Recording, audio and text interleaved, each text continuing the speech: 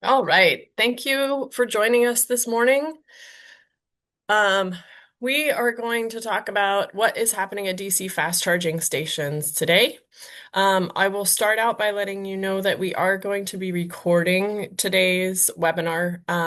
So if you're uncomfortable with that, the recording will be sent out afterwards and you can hop off, but we'd love if you could stay. Um, so the um, yeah, and I'll just say we'll save questions for after the two talks by our researchers. And as I mentioned, we will be sending the recording out to people after attendees after the webinar concludes. Okay.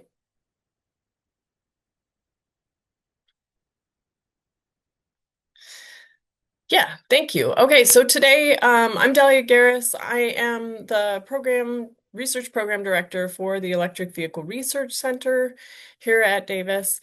We'll be hearing from two of our researchers today. We'll be hearing from Aaron Rabinowitz first. He's one of our postdoctoral researchers.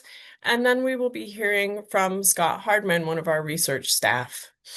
We are part of the Institute of Transportation Studies. We work with partnerships with industry, with other academic organizations, with environmental justice and community-based organizations, NGOs, and government agencies at the local, state, and federal levels. We feel that this really makes our research stronger to get all the influences from all the partners that are part of this ecosystem of sustainable transportation, and specifically about electric vehicles. Our EV Research Center has been around since 2007. We were actually launched with a grant from the California Energy Commission and have since grown to a large group that's focused on electric vehicle adoption, utilization, and impacts. Our research is conducted by multidisciplinary teams, and really the consumer perspective is what links all of our research together. So we've done quite a bit of research about EV charging over the past few years. And in the past, what we saw was that home or charging that happened overnight was really the most critical piece of charging. It was key for maintaining ownership of EVs. That was followed by workplace charging. And then the third tier was public level 2 charging, and finally that DC fast charging was a small or infrequent utilization piece of charging for electric vehicle adopters. And what we're seeing now is changed quite a bit. Our most recent data has shown us that actually DC fast charging utilization has increased. It's now the second most important location for EV owners. So that shifted up to workplace charging now is in the third piece of the puzzle. And then public level 2 is now the smallest portion of charging for EV owners. So today we're going to focus on specifically that DC fast charging piece. And I will be sharing some of these in answer to questions, some of these publications. We have two others that are under review and will be forthcoming that are what we're focusing on today. So you're getting a little bit of an early access peek at some of the most recent research we have. So I'm going to let Erin go ahead and take over. Thank you so much for joining us today.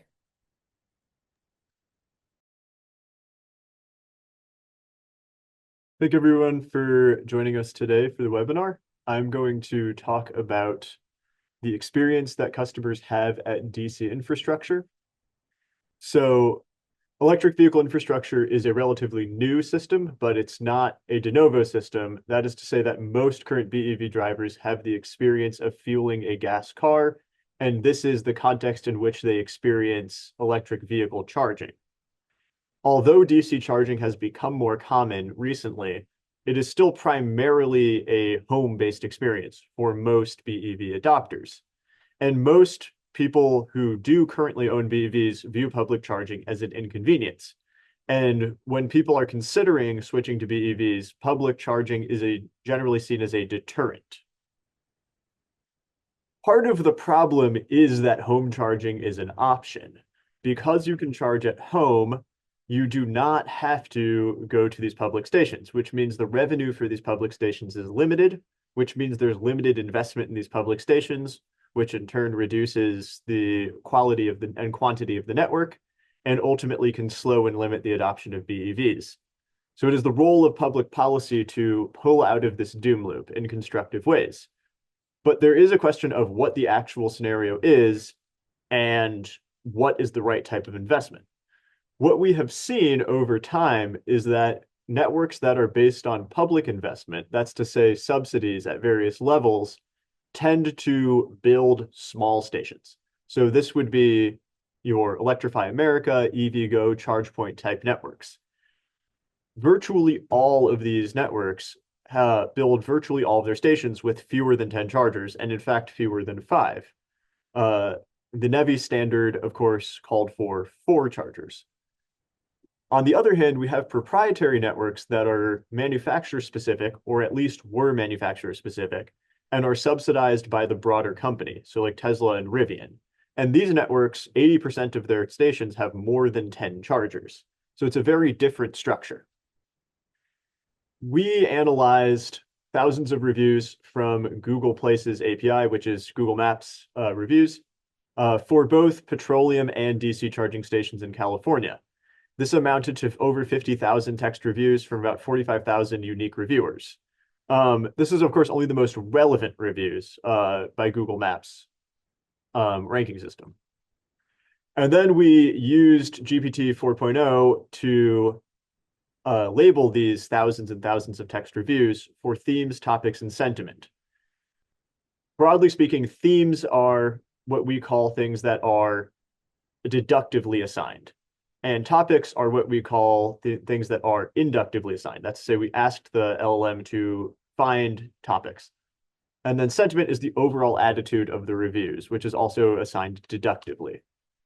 And the first thing to note is sentiments. So comparing petroleum stations, open charging stations, and proprietary charging stations, one thing to note is that for petroleum stations, people tend to either have positive or negative reviews. And this is pretty common for crowdsourced data, where people are more likely to expend the effort to leave a review if they feel strongly positive or strongly negative. And so it's not a surprise that ratings 1 and 5 have about as many reviews each as ratings 2, 3, and 4 combined. Using this as a baseline, though, we can look at open charging stations where we can see that compared to petroleum stations, the reviews are slanted towards the negative side. And for proprietary stations, we can see that the reviews are slanted towards the positive side compared to petroleum stations. Given that petroleum stations are the basis upon which people evaluate the charging experience, this tells us a little bit about how people feel about these networks. Looking more specifically at the deductive themes, which were location and convenience, amenities, availability and access, functionality and reliability, startup and authentication, performance, information, visibility, customer support, comfort and safety, pricing and billing, and station employees, we can see that the content of these reviews differed dramatically between the populations.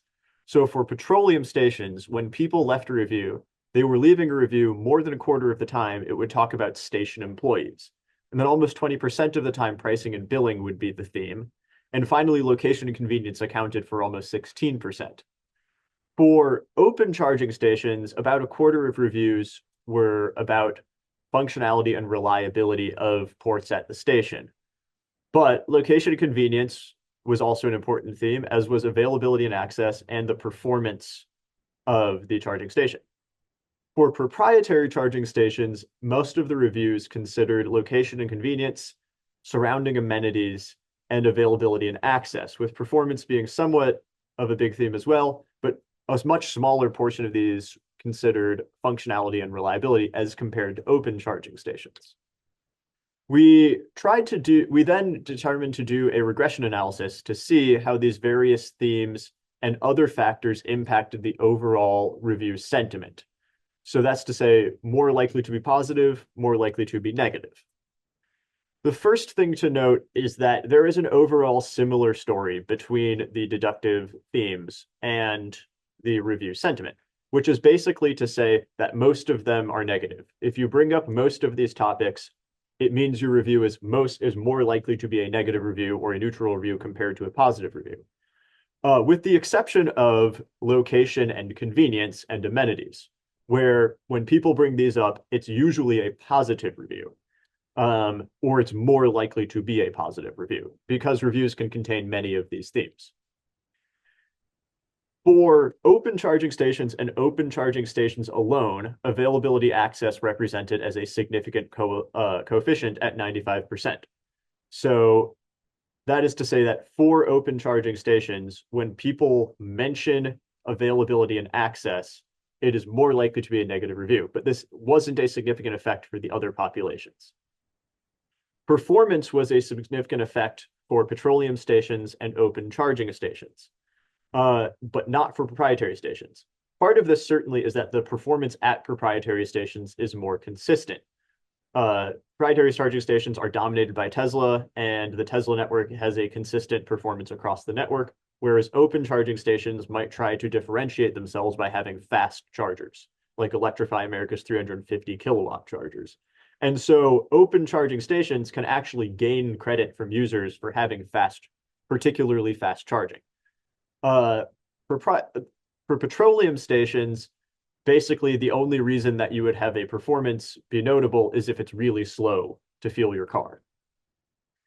And then finally, if station employees were a substantial, if small, negative indicator for petroleum stations, but not significant for either of the DC charging station populations. And this, of course, reflects the simple reality that most DC charging stations do not have at-station employees, whereas most petroleum stations have a convenience store attached, which will have at least one clerk.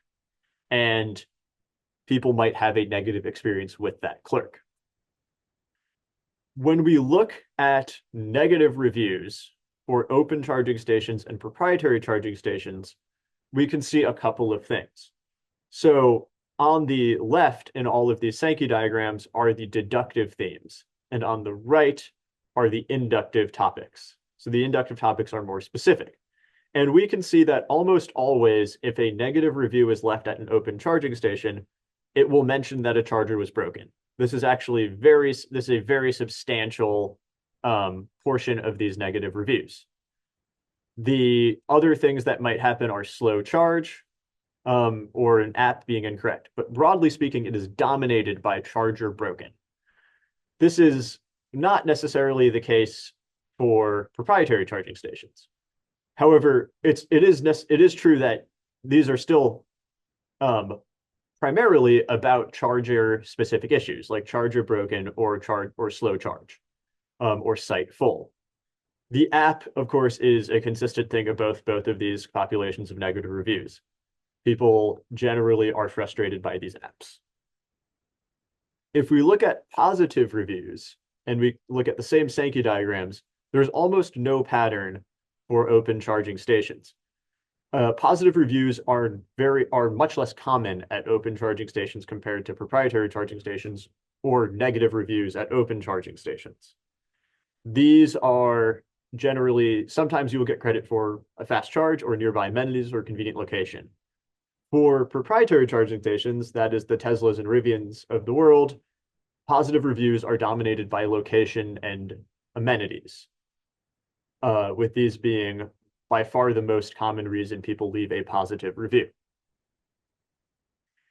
We can also look at station characteristics and how they relate to positive and negative reviews. So one thing to note is that station capacity, and capacity here is defined in a way that accounts for both the power that is available at the station and the number of ports that's available at the station. When you increase capacity at open and proprietary DC fast charging stations, you are more likely to see positive reviews at these stations. Basically, the more capacity, the less likely people are to have to wait in line. And this is positive. It's not significant for petroleum stations because most petroleum stations don't really generate queues on a regular basis. What was interesting to note is that for open stations, there was a negative component related to the number of stations that were adjacent, which is to say someone could reasonably relocate to them if it was full. This doesn't necessarily reflect that having adjacent stations is bad. What this does reflect, though, is that in areas where there are a large number of stations, they tend to compete with one another, and they also tend to be small. Generally speaking, corridor stations, that is to say stations that exist by the side of highways, tend to get better reviews. These tend to also be higher revenue stations and generally speaking, more prioritized. Those are large coefficients. Below this, we can talk about location. So one thing that's interesting to note is that compared to Los Angeles, if you look at the region of these stations, you will see that for petroleum and proprietary stations, this varies, and better reviews happen in places where stations are more rare. For open stations, the performance is consistent across the state of California. So to revisit this, there is a difference between these networks related to the size of the stations on average, and this affects how people experience these stations pretty substantially. It is worth noting that in recent years, open networks have started to build larger and larger stations, while proprietary networks have focused on mid-sized stations. So perhaps this gap will close naturally. So in short, ISIV drivers don't really notice the fueling aspects of the fueling experience unless something goes wrong. We can also say there's a pretty massive perception gap between proprietary and open charging stations, and the charging functionality issues are immensely frustrating to customers, and they're prevalent among negative reviews. But this is worse at open network stations because one charger going down has a bigger impact on station capacity. All else being equal, higher capacity stations receive better reviews, partially because the impact of reliability problems is lower. And stations located in places that are convenient and have good amenities reliably lead users to leave good reviews. And with that, I will pass it on to Scott.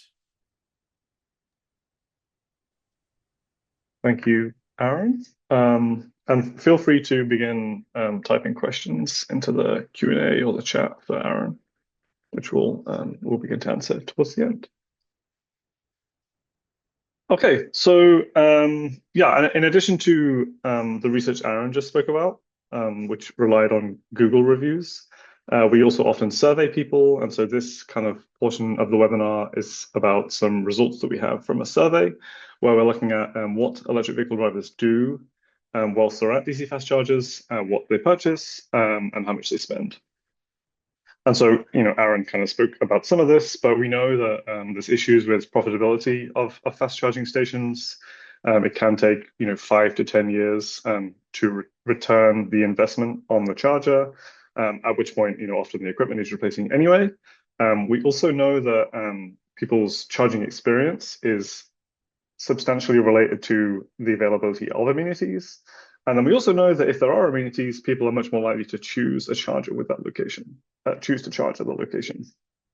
And at the same time, we see that when a charger is placed in a location, establishments in that area experience an increase in revenue in the order of $20,000 per charger, not per station, per individual charger.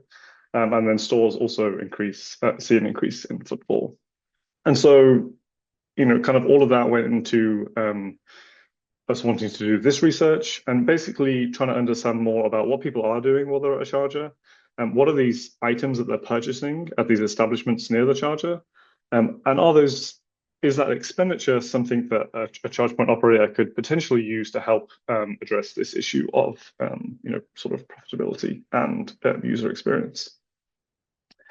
And so with that, yeah, the goal of this is to identify alternative sources of revenue for operators by looking at what people do while they are charging, looking at what they purchase and from where, and also looking at the sort of total value of those purchases and comparing that expenditure to spending on charging itself. So the results come from a survey that we did last year. We surveyed 4,000 EV drivers in California, and we sort of asked them about their charging behavior. And then if people had charged at a fast charger, we asked them if they could recall information about that charging session. And if they could, we asked them, where was that session? When was it? What did you do while you charged? How much did you spend? And so on. A lot of the data is sort of qualitative. People just tell us in text boxes, this is what I bought, this is how much it cost. And so we sort of code that data, and then we can sort of see the results. So I'll just sort of jump right in. So first, what do people do? So this is a multiple answer style of question. So it's kind of a little bit misleading. It looks like a lot of people just stay at their car, but people can report more than one activity. And so actually most people who said they stayed at the car did something else as well. And so if you sum these sort of activities, we actually see that 80% of people do something while they charge, which is much higher than it is for gasoline refueling. So for the most part, people, when they go to a fast charging station, they do something.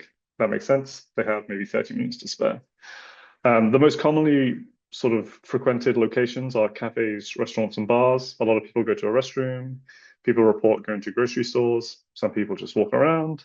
People go to retail or clothing stores, and then some lesser reported locations. But I think the takeaway for us is people when they charge, they do something. They fill their time with some form of activity.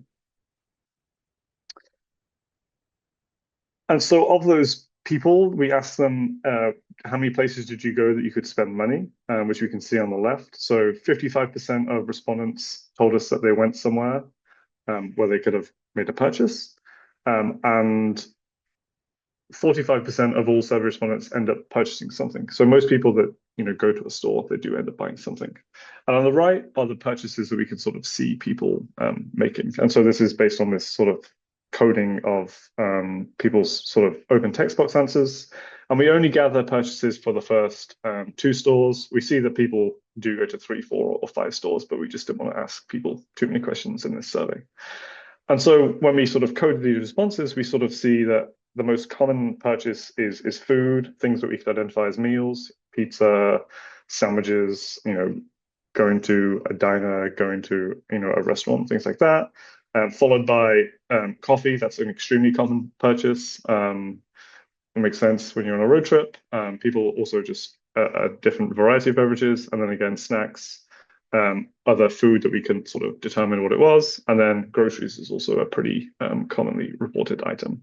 And then we have lesser sort of purchase things like clothing, home improvement, medical purchases, pet supplies, and so on. And so when people tell us about these items they purchase, they also tell us how much they spend. And so we can use all of this expenditure to sort of see how much people are spending around chargers whilst they are fast charging their electric vehicle. And this is what the distribution ends up looking like.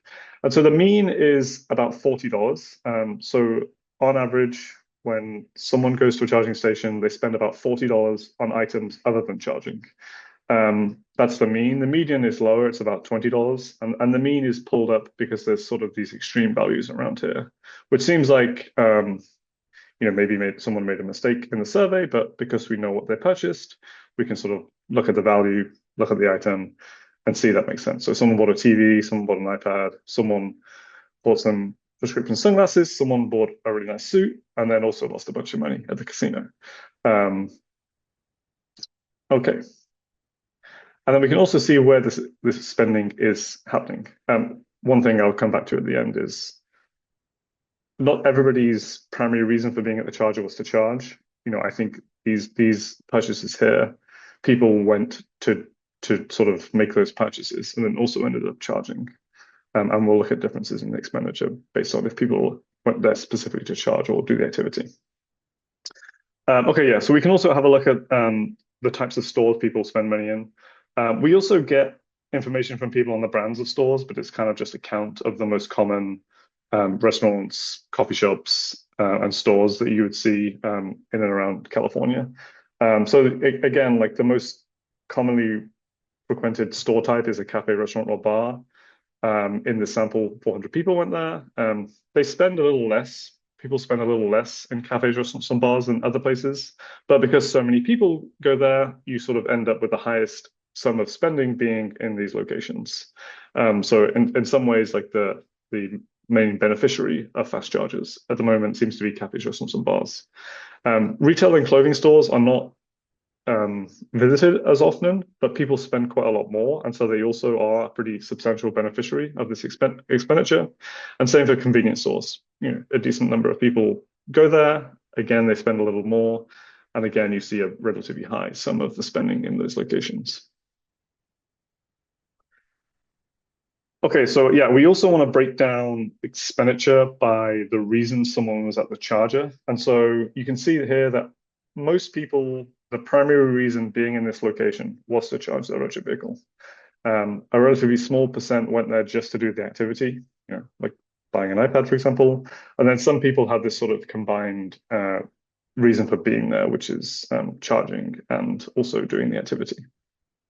And so for the people who went there just to charge their EV, people on road trips, things like that, they do spend less. They spend about $26 on average.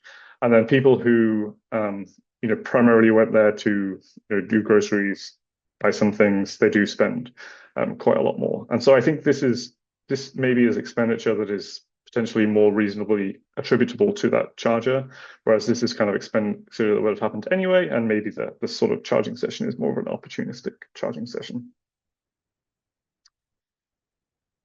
Okay, and so I want to also talk about average expenditure on charging itself, because I think it's important to contrast how much people are spending around the chargers and also on charging. And so we have two distributions here. The first shows that the average spend in the sample on charging itself is about $10. That's surprisingly low, and the reason it's so low is because in this sample, 34% have free charging. It's not that 34% of EV drivers have free charging. It's just that EV drivers who do have free charging show up at the charger far more often than people don't. But if you take out those from the sample, you see the mean sort of spend on charging is about $16. You also see people charge for about 26 minutes, and they add about 38 kilowatt hours. And so this spending, what we're basically seeing here is that people spend more around the charger than they do on charging itself. Okay, and finally, before discussing, I want to do a little sort of back of the envelope calculation, just to kind of estimate how much spending is happening around chargers whilst people are fast charging their electric vehicles. And so assuming 7 sessions per day, which is about the utilization of some chargers, and this is per stall, not per charging location, which has multiple outlets or stalls. So if you assume 7 charging sessions per day and you assume that charger is operational every day of the year, we know 45% buy something. We know the average of those purchases is about $40. And so if you sort of use that to make an estimate, we would see about $45,000 in spending by BEV drivers happening around the charger whilst they're charging every year. However, we also know that not all of those sessions are primarily for charging. So if we just focus on the sessions where the primary purpose was to charge the electric vehicle, that's slightly fewer sessions, slightly fewer people buy something. The spending is slightly less, but you still see with this sort of more conservative estimate, there's about $19,000 or $18,000 in spending by BEV drivers annually per stall. And again, I think it's important to say that this is per outlet, not per location. And the locations have often, up to 10 or more chargers. So I think that kind of gives context to the amount of spending that is happening. It is quite a lot. If we use this same sort of assumptions to estimate the revenue of one charger, it ends up being about the same. And then again, this is sort of similar to you would see maybe on the lower end of what you would see from sort of reporting from charge point operators. But anyway, what we're seeing is people spend a similar amount of money around a charger as they do on charging itself. Okay, so to wrap up, we see half of the people who go to a fast charger do buy something. We see total expenditure is similar to the expenditure of charging expenditure. However, right now, the way that charging is set up, most of that expenditure goes to establishments around the chargers. The businesses near chargers are the beneficiaries of this. The people operating the chargers are not. And then we also know from other studies that drivers are more likely to choose a charging location that has amenities. And then we also know from what Aaron was presenting that if a charger does have amenities near it, people have a better experience. So to us, there's kind of a triple benefit of co-locating chargers with amenities. One is people are more likely to choose to charge there. 2 is if people do charge there, they have a better experience. And the third thing, which I don't think we have we don't really have an idea of exactly how to do this. But if the charge point operator could capture that revenue, potentially that improves the business model of the charger quite substantially. And what we're really talking about is this is exactly the business model of a gas station. Gas stations, more than half their profit comes from selling things other than gas. The profit margin on gas is really small. The profit margin on things sold from the convenience store in a gas station is pretty large. And in fact, in the US, there are almost no gas stations that only sell fuel, whereas the vast majority of DC fast charging stations only sell fuel. Most gas stations are they either have a convenience store, they're at a grocery store, or they have a small kiosk, or in some rarer cases, they're at like a oil change service center type thing. And so I think with that, like we have kind of this question still, should DC fast charging operators operate retail and hospitality themselves? Or should existing retail or hospitality establishments, should they be operating fast chargers, or would you want it, or just some kind of joint venture make sense? Certainly, if I was operating a cafe, a restaurant, or a grocery store, I would love to have a charger in my parking lot because we can see that it brings people there and people spend money that wouldn't usually spend in that location. And we are sort of seeing some movement towards this. So Iona has this kind of rechargery thing where they have a small convenience store inside of the fast charging location. We're seeing some grocery stores begin to add chargers to their locations. And then Starbucks and ChargePoint have this small partnership where they're linking Seattle with Denver with sort of a route with Starbucks and fast chargers along the same route. So I think this kind of thing to us, it may make sense, and it may help give a better experience to people, get more people to that charging location, and also potentially, if there's a way for the charging point operator to capture that revenue, may help charge point operators become more profitable in the long run. So I'll wrap up there. Thank you all.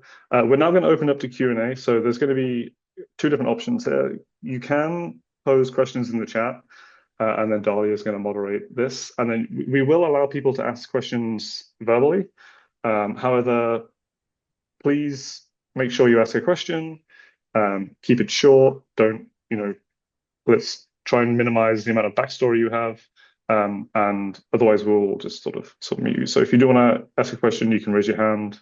Ali, our moderator, will unmute you, but make sure you do ask a question. Okay, Great. Thank you so much, Scott and Aaron, for your presentations. And we do have a few questions coming in already. So first up, this is a question for Aaron. How many ports define the small, medium, or large charging locations? Like, what do you consider the cutoff between the different sizes? Yeah, so a small charging location, I would say, is any location with 4 or fewer ports. As basically, we basically don't build very many of these anymore. It's funding is for larger stations than that. And then 4 to 10, I would say, is a medium-sized charging station, and 10 plus, I would say, is a large charging station. Okay. Great. Thank you so much. The next question I attempted to answer myself, Scott, but I think it's referencing one of the citations that you had at the beginning of your presentation. The 5 to 10 years for charging station profitability, does that apply to just DC fast charging stations or any location or mix of charging? I think it was DC. So that comes from a study by Alan Jen. I think it was published last year, and there's a lot of assumptions that go into that. It's based on average utilization. It doesn't consider the availability of incentives and stuff that can come to help, like public funding. But it is only DC fast charging stations. Yeah. Okay.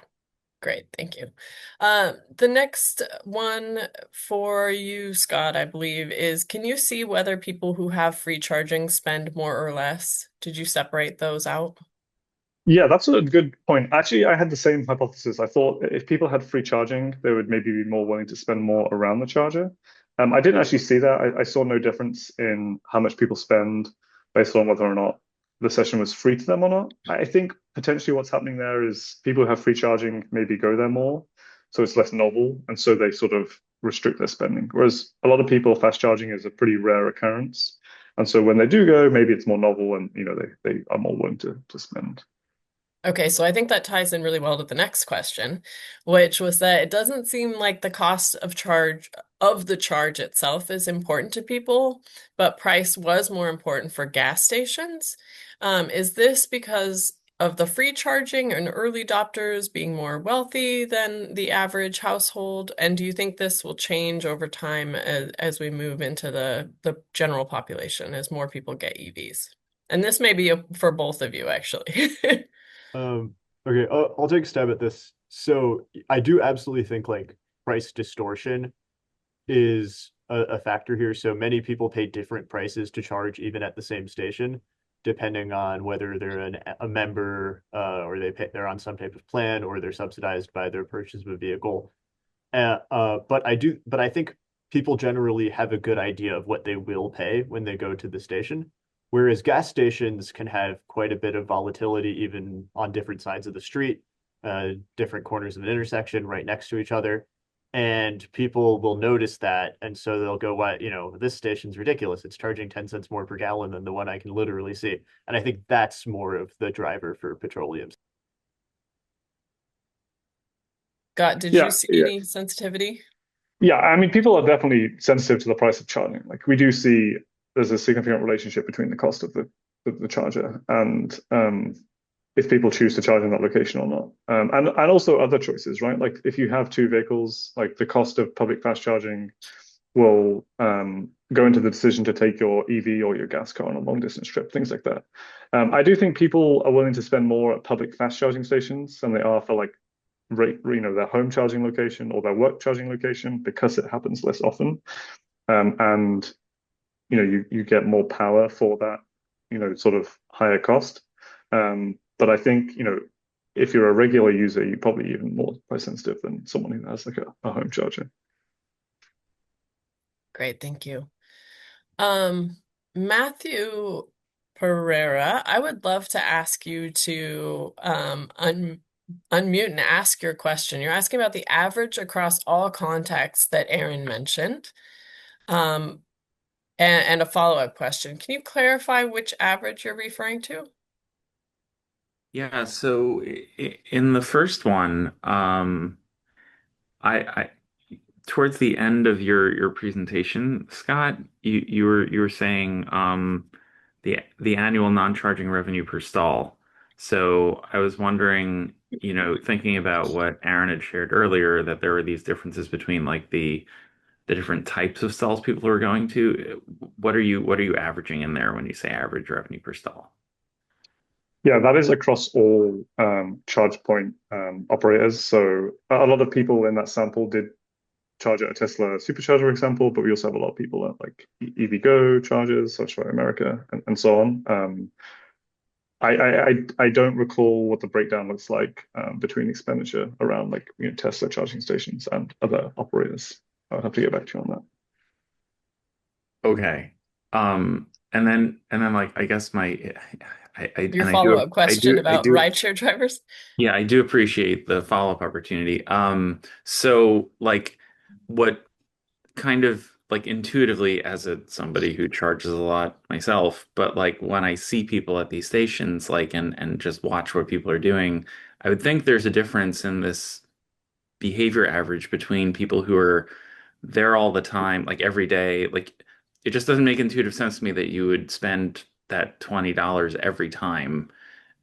Also, especially like if you're charging for a living or if you're like a fleet driver, it kind of depends, I guess, like who's paying for the charging or like whether the charging is something that you feel gouged about, whether you want to like then open your wallet again and go to the mall or the cafe or whatever. So like, do you have any kind of further cuts like that?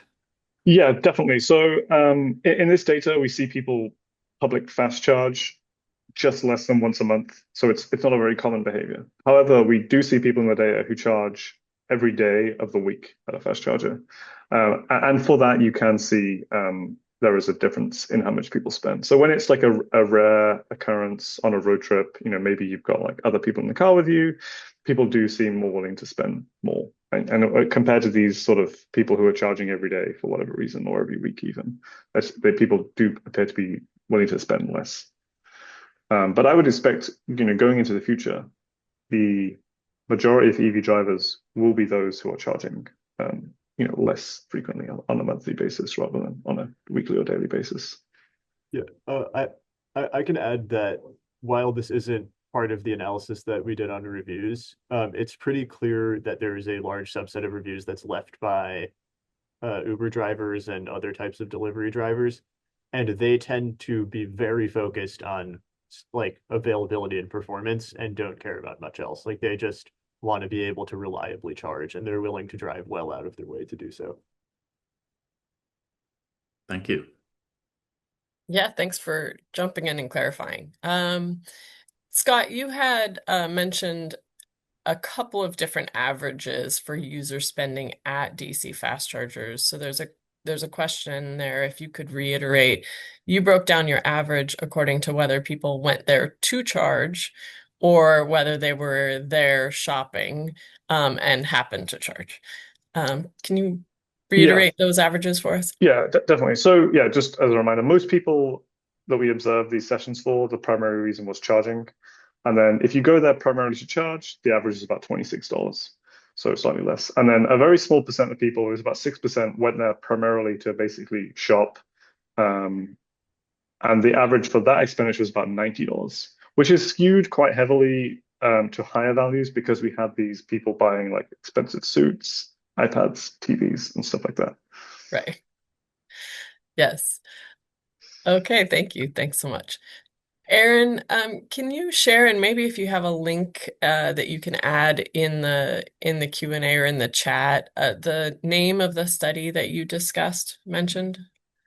So for reference, both of our papers are still in the works under review that cover these two topics. I don't know, Aaron, if you mentioned another one that you can share. I don't believe I did mention another Okay, one. so maybe that's the one that we just have to wait and see until it's Yeah, but done. please. So I don't like to put papers on SSRI because people can then cite those and then that link disappears whenever. But please do email me if you want to see the manuscript. Great. Thank you so much.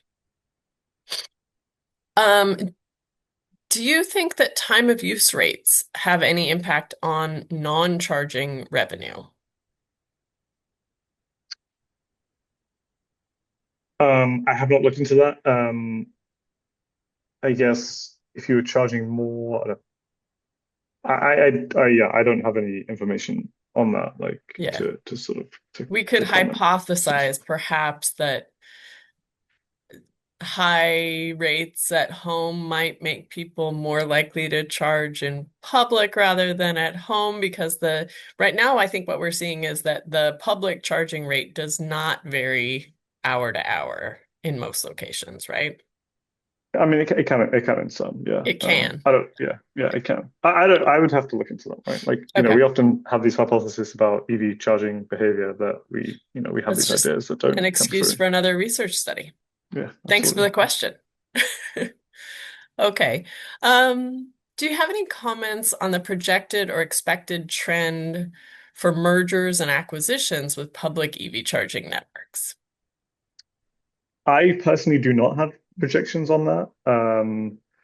There have been many small operators in the past, and it seems to be that people are more likely to choose to charge at places that are more familiar to them, like Tesla, Electrify America, ChargePoint, EVgo, right?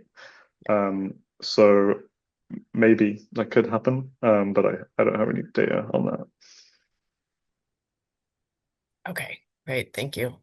Aaron, this one's for you for the large language model, the AI use that you did. Did you do any validation for the LLM that you used?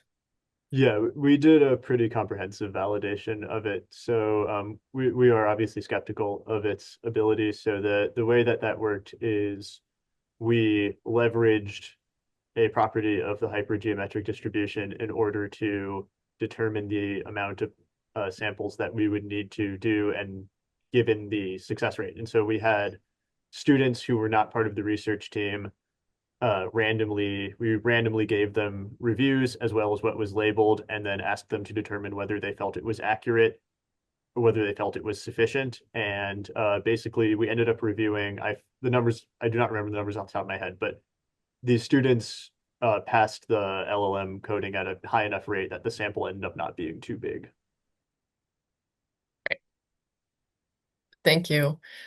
Um, a question actually in the chat, Scott, I believe, well, maybe it's for both of you, actually. This might affect both of your projects. What happens to your results when you take out the Uber and Lyft drivers? Yeah, I mean, you just get like they are the super users of fast chargers, often. So we see less utilization of fast chargers, and then yeah, you for the expenditure, you would see expenditure go up slightly because if they are the people charging there all the time, they are often, there primarily to charge and they spend less. Yeah. If you took out the reviews that Uber and Lyft drivers leave, they tend to be balanced, so I don't think it would impact the overall sentiment. But if you took out the Uber and Lyft drivers, then a lot of people would leave higher, more positive reviews because Lyft drivers tend to take up stations at inconvenient times of day. Thank you. Okay, next question. The price of petroleum fuel is prominently displayed by law and has been shown to affect motorist decisions about which station to use. You discussed this. Thank you.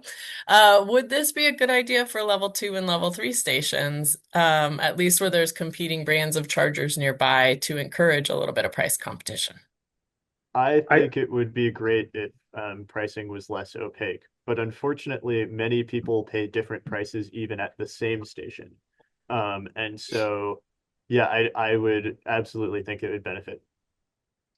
Yeah, Pete, this is also a frustration that EV drivers mentioned. So one of our postdocs, Sina Nordhoff, just interviewed 55 EV owners across the US, and a big issue for them was the lack of price transparency for public charging, and it was a big deterrent from going to the charger at all, because they don't know what they're going to pay, right? And it's just confusing.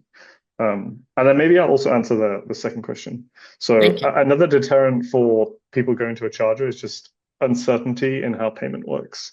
And so there's a question about what is the preferred payment method for customers. I think one is something that's standard across locations, like when you go to a gas station. You can pay in the same way, whichever is your preferred way at every single gas station. And then second, it does seem like people like this plug and charge system. I think generally people want to do the fewest steps as possible. If you can drive up to a charger, plug in, and go grab a coffee and a pastry, people like that a lot more than having to some payment steps. There is way too many steps involved. So I think a standard payment and also the one that has the least amount of steps is what people are going to want to do. Yeah, definitely. Back to Aaron on the sentiment and topic analysis are entirely LLM driven. Have you conducted benchmarking against traditional NLP methods on ground truth data sets? In short, at the beginning of the analysis, we did look at other NLP methods. And the thing would be that you have to then provide the ground truth. And so when we initially went through this, like when we were coming with our initial codebook, we looked at this. The pre-LLM NLP methods are generally worse, I would say. So I don't know if that answers your question. All right. Great. Thank you. I don't think we dug into this answer, but Scott, did you find a correlation between time spent in DC fast chargers and amount spent? In other words, is there an optimal DC-FC power level that would minimize charger installation and operating costs and maximize spending? Actually, yes. So we do see a positive significant relationship between time spent charging and spend expenditure around the charger. So if people are there longer, they spend more. But to me, that's a little bit of a predicament, right? We don't want to say let's just do 50 kilowatt chargers, and people will spend over an hour there, and then we Yeah, capture all this revenue, right? I think there's some middle ground, and I don't know what that is between a fast charge and the amount of expenditure that you right. capture. Um, yeah, and I don't have an answer on what the middle ground of that is right now. And it may vary depending on the type of host location, right? I would think that the locations that are closer to freeways and are primarily serving longer distance driving, the faster the better, and people would be more annoyed than likely to spend more. Whereas the locations closer to restaurants or like longer dwell time places might Yeah, absolutely. tolerate slower charging rates. Yeah, absolutely. And Yeah. and we also know that charging speed is related to people's decisions to choose the charger. And so, if you had a really slow charger, sure, when people come there, they'll spend more, but fewer people will go there. And so, yeah, I do think there would be a way to calculate what this sweet spot is. I Yeah. just, and, We and have, it's probably around where we are heading, which is like 350 kilowatt chargers, right?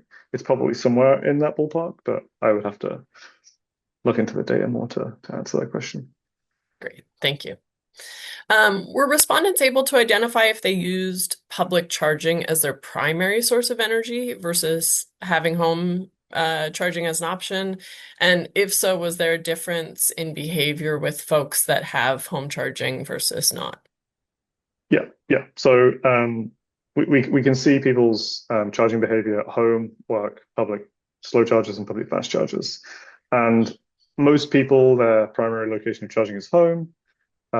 Some people do only rely on fast charging, and when they do that, like they do spend less when they go to the chargers um, than people who go there like less frequently, just when they're on a road trip, for example. Um, one thing I just want to briefly mention before I forget is we've just been talking about California today. We do have other studies that we're doing right now nationwide. And so, if you come back later this year, we'll also have answers to these questions for the rest of the US. We often like to focus on California because that's what we have data for, that's what we have funding for. But we also have funding from actually Toyota to do a nationwide survey on a lot of these issues. Great, thank you. Um, I think this one targeted at Aaron. Do you think that the reviews would be different if you looked at PlugShare or EVSP specific reviews? So we do also have a plug share data set, and we did also do analysis on this plug share data set.